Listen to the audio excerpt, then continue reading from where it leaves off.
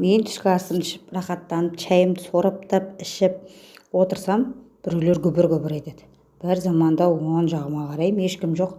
Сол жағыма қарасам, құрма ғой сөйлеп тұр. Біз мына жақта тұрмыз. Не жемейді, не қоймайды. Хотя бы жемесе де холодильникке барып салмай ма? Кешелі бері тұрмыз ғой дастарханның басында. Ай, Құрмаш ханым-ай, сөйлемесең тыныш тұра алмайсың ге.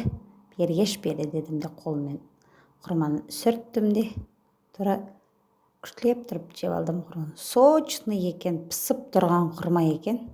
Күштілеп тұрып жеп алдым оны. Рахмет саған, Құрма ханым. Жемегенім үшін ренжімеңіз, енді жеп қойдым сізді. Бізде тұрмыз, между прочим.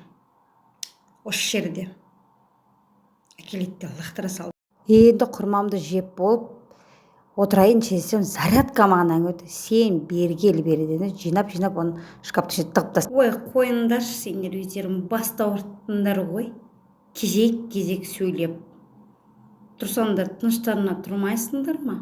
Елдің ұрысынан бас ауырып тұрған печеньені мына жаққа алдым да, отырып шайымды ішіп алдым.